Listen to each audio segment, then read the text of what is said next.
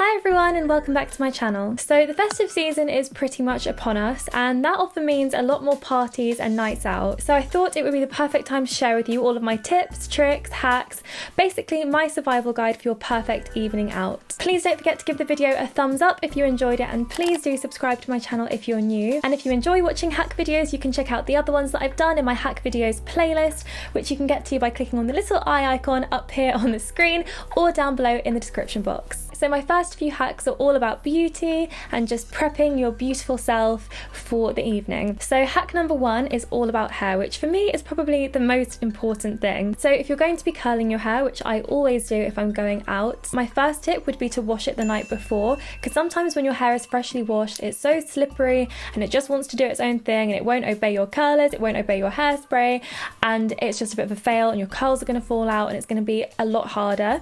So I always make sure I wash my hair the night before to make my hair a little bit more manageable and make sure that my hair stays in place as well when I've styled it. When you're curling your hair, try and put your curling iron or your straightener or whatever it is you're using onto 180 degrees. That is the best temperature for getting a good compromise between having it hot enough to keep a style in place but also not damaging your hair too much. And then my top tip for curling your hair is actually to pin your curls to your head once you've done it.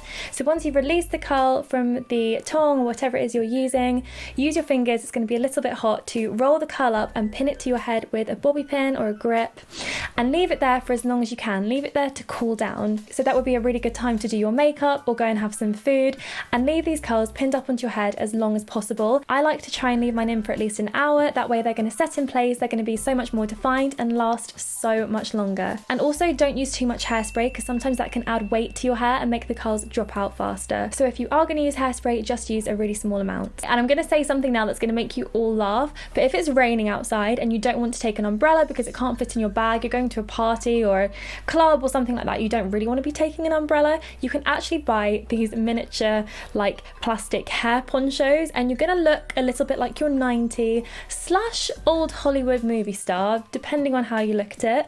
But you can just put these over your head. They're plastic, so when you get to wherever you're going, you can dispose of them, you can throw them away or just scrunch them up into your bag. And yes, you might look a little bit silly on your way there, but at least when you get there, you will have perfect hair just like you did when you left the house, and it's not going to be frizzy or wet or rained on. Now moving on to makeup, and hack number 2 is powder. In my normal everyday makeup, I don't actually really like to use a lot of powder because I like to keep my face looking really fresh and natural and dewy, and powder kind of takes away that look. I usually just powder like my oily areas like my chin and nose and under my eyes, and the rest I kind of leave free. But if I'm going to an evening or nighttime event, I do like to use a lot of powder because it doesn't really matter so much if my face looks fresh and dewy, because it's going to be nighttime, no one's really going to be able to see, and it's more important that the makeup stays put. Also, I don't really want to be taking my entire makeup bag on a night out with me. It's just heavy and inconvenient. However, when you're choosing your powder, avoid powders that have anything with the word silica in the ingredients or HD in the title, which I know sounds really appealing,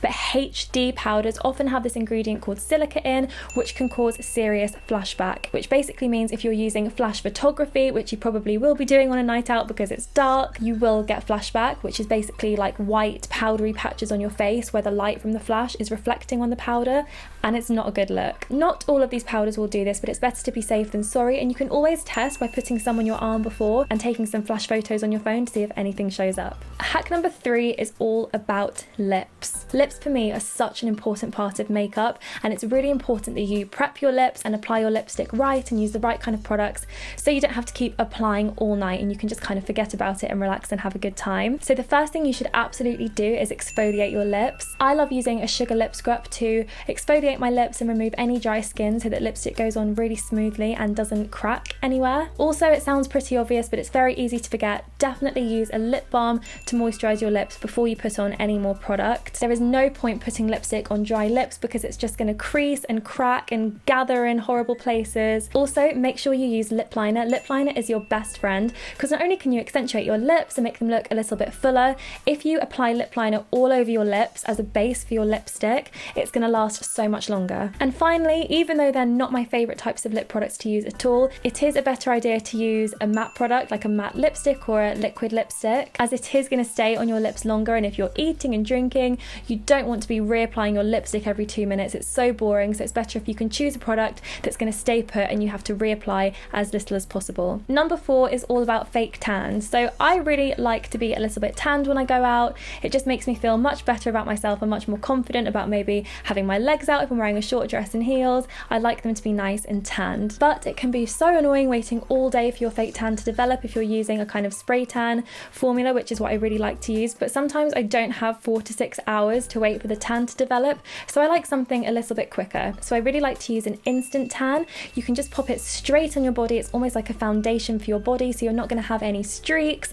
You only have to really wait probably 5 to 10 minutes for it to dry before you can put your clothes on. So it's so quick and convenient, and then you can just wash it off in the shower. Hack number 5 is to pack yourself kind of a little beauty first aid kit, just in case anything goes wrong. I'd recommend taking some Q-tips or some cotton buds in case of any smudged mascara or lipstick. You can soak these in some makeup remover and let them dry, and then when you get to where you're going, just dampen them a bit under the tap. And it's not going to be perfect, but it will definitely work if you have any makeup smudging. Definitely pack some safety pins and body tape in case of any wardrobe malfunctions, like popped buttons or broken zips. That's happened to me before, and I've had to frantically search around for some safety pins, and it was very, very stressful. Also, make sure you take a little hairbrush and some headbands, because if all goes wrong, your curls fall out or your hair goes all frizzy from the heat, you can never really go wrong with a sleek high ponytail or a messy bun. So it's always a good backup. If you're wearing eyelashes, take some spare eyelash glue, blotting paper if you get a little bit greasy. It just takes out the oil and doesn't affect your makeup. And also make sure you take some plasters. I never go out without plasters, because most of the time the shoes I wear completely ruin my feet, and sometimes you don't know how much your shoes are going to hurt until you've worn them for a couple of hours. So make sure you pack some plasters in case there's any blisters or cuts on your feet. Although, and I always say this, after a couple of glasses of Prosecco or whatever it is you like, sometimes you don't really feel your feet, which is not a bad thing. And also a really good tip that I've seen that I haven't actually used, but it's really, really clever, is to buy some fold-up ballet flats. You can buy ballet flats, I think they're called like butterfly flats or something like that, and they literally scrunch up and take up no room at all in your bag. And at the end of the night, you can just take them out, unfold them, and use them to get home, because you do not want to be the girl walking barefoot, heels in hand. That's not a good look. And it's unhygienic, to say the least. Hack number 6 is to plan your outfits in advance. Hands up if you've been that girl that has had a meltdown 15 minutes before you're supposed to leave. You've done your hair, you've done your makeup, everything is ready, and you just need to get dressed, and you have nothing to wear. You have nothing to wear, and you try everything on and nothing feels right, and you get really stressed and upset, and you don't even want to go anymore. It's just not a good way to start the night. As you can probably tell, this has happened to me way too many times. And all of the drama could so easily be avoided with a little bit of pre-outfit planning a couple of days before. Make sure you actually try stuff on, make sure it still fits, make sure you still feel good in it.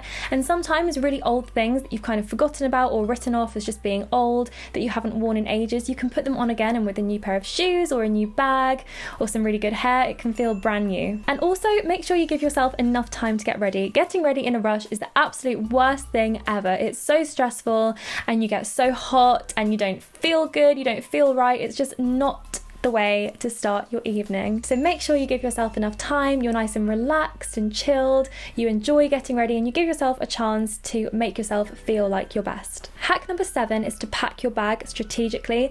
Nobody wants to be holding a heavy bag all night. It's so horrible. Your back aches and it's just annoying. And you also do not want to be leaving your bag anyway. You don't want to put it down on a chair and go off and dance. It's really not safe. So you want to make sure you have a little bag that you can keep on you at all times, just to make sure that you stay safe and nothing gets stolen. So with a small bag, you need to pack it strategically and be selective over what you take out with you. I usually take my phone, of course. I take my bank card and my ID and some cash for emergencies out of my purse, because my purse takes up quite a lot of space. And hopefully if you've done a good makeup application, you've primed and powdered and set your makeup properly, you shouldn't have to take too much out with you for touch-up, so just take the absolute essentials. I usually take just a little concealer and a beauty blender. They are very small and compact. Concealer can fix pretty much everything from smudged lipstick to smudged mascara to blemishes poking out again. So that's usually my little superhero product. And of course your lipstick, hopefully you shouldn't have to reapply it too many times, but if you do, it's really good to have it with you. And also maybe your smallest little mascara,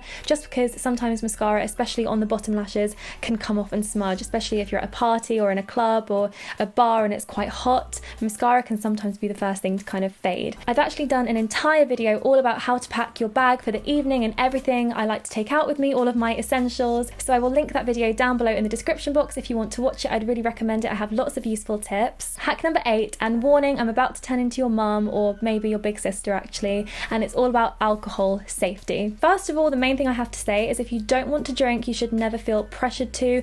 Do not let anyone make you feel weird or uncool or stupid if you don't want to drink alcohol. You do you. You have to do what you know is going to make you have the best time. It shouldn't really matter, and if your friends try and make you feel bad about it, then they're probably not the best friends to be going out with. But sometimes it is fun to have a drink. Sometimes I do like to drink alcohol, but the worst thing about it for me is just not feeling 100% in the morning. And I've worked out a few things that really work for me that help me just feel like it's any other morning. First of all, I always make sure I've had a really good dinner and I'm nice and full up before I go out. Something that's going to sit in your stomach and soak up the alcohol so it doesn't go straight into your bloodstream and just mess everything up. My second tip is I usually pick a drink and stick to it, and I know that might sound boring to some people, but mixing alcohol, mixing spirits, wine, beer, that kind of thing, it is just not really the best idea. And try and pick something that you actually like to drink. So now I usually order a Prosecco or some rosé with lemonade in, something sweet and fizzy. That's my personal taste,